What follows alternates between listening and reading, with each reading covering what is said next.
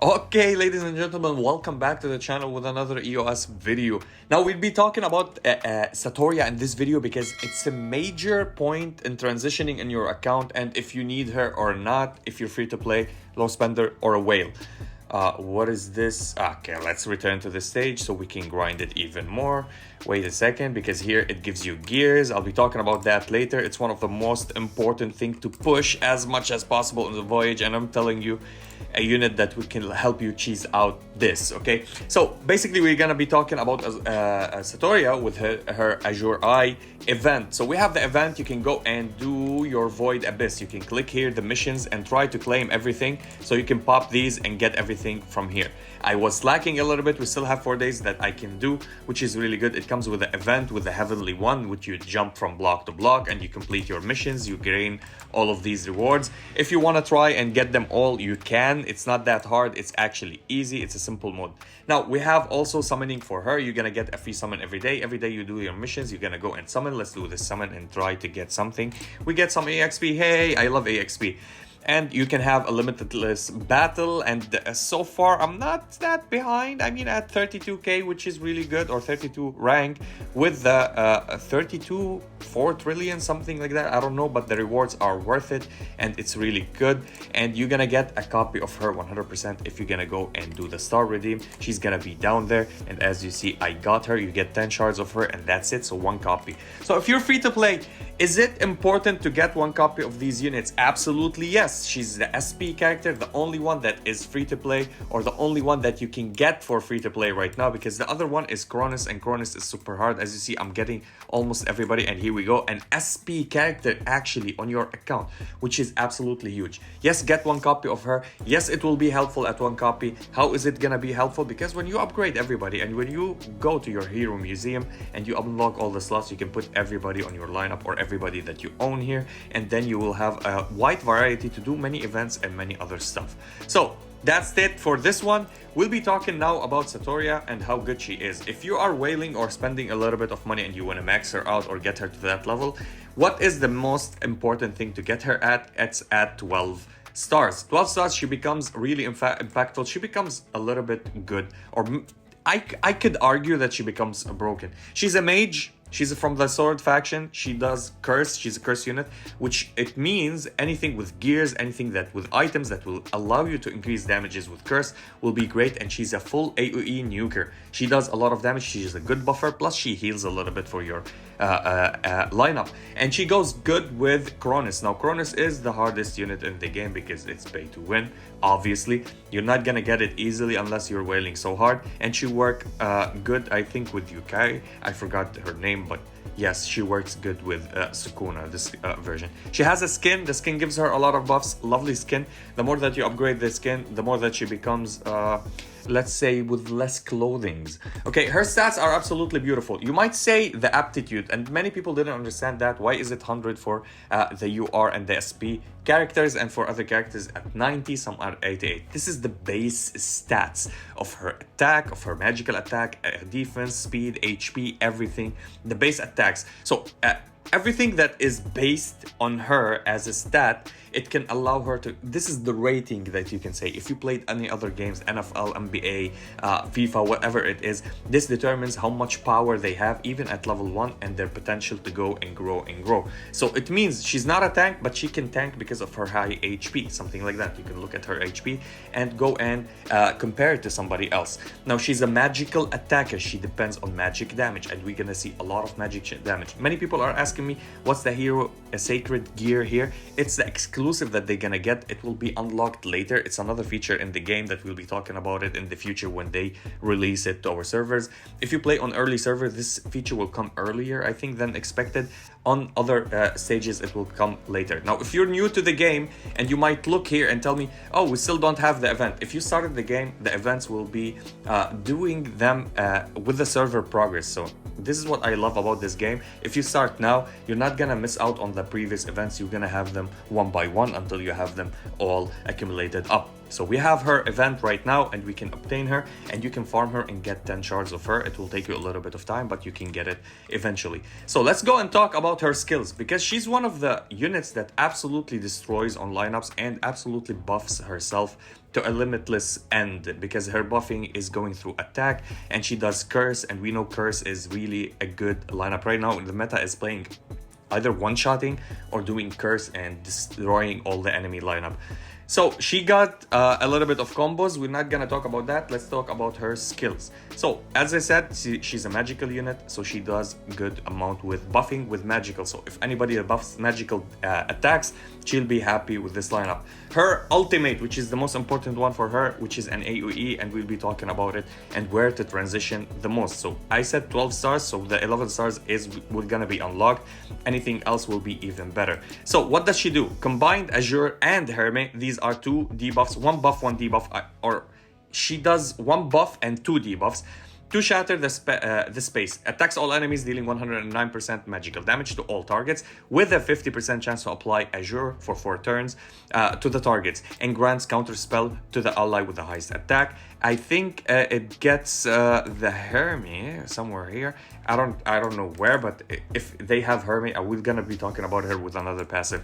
So what's counter spell and what Azure and what Hermit is? So Azure minus 5% speed on your enemies, all of them that they attack, with a 50% chance, okay? So keep that in mind. Deals true damage to the carrier of the Azure. It means it applies more damage to 5% of their maximum HP, and remove the stack of Azure and the stack of Hermit if they have them together.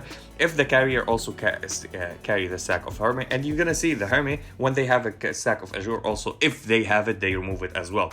The effect lasts for 4 rounds and do not work on bosses, of course. So she's not a bossing character, but she could be used on bosses as well if she's rated up on these bosses. Counter spell, it's a curse. The carrier heals by 3%, which is it's a buff on your allies for 3% of maximum HP when receiving an attack. So whenever it doesn't disregarding the number of hits, it doesn't matter how many hits you get. So if you get hit, you get 3% restore on your HP. So she can be a really great supporting aspect on the game for your lineup as well. And the healing effect does not stack, so you do not get the stacks on it. Consumes 1 stack to reduce the damage if you take damage more than 30% of your HP in one hit. If that hit means to deal more damage than 15% of maximum HP as well. So these effects are lasting for 4 turns as well. So you continuously heal. If you get massive damages to your face, it removes 1 and you will not take more than 15% damage, which is great. Now, another one of her passives, which is the AoE debuff.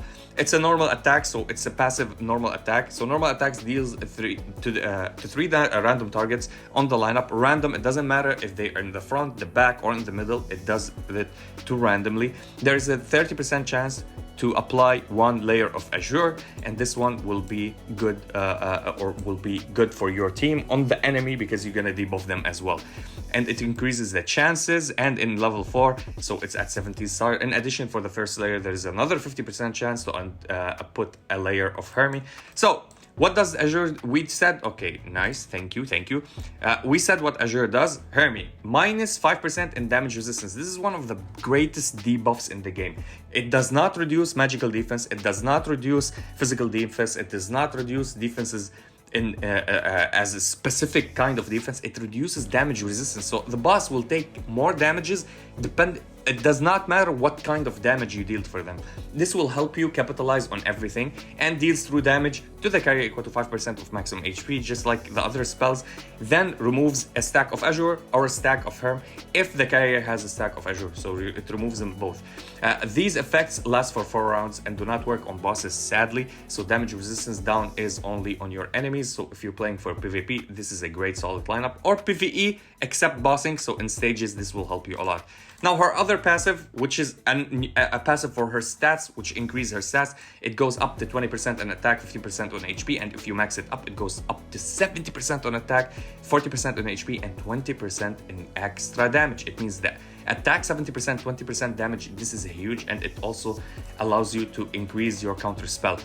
The Void Suppression, which is another passive, which is great because it's a beginning or advantage or start of the battle. So at the start of the battle, applies 1 layer of Hermit for 4 turns to all enemies, it means all of the enemies when you start the battle, and this is at 5 stars, it means you're gonna get her to 5 stars and unlock this passive, which is really, really huge. This one is one of the best things on her because it allows you to put the debuff with no condition. They cannot dispel or they cannot avoid this debuff. During the first 2 turns, then it increases to give that. Then the first 3 turns, it will give them the Hermie, which is absolutely nice.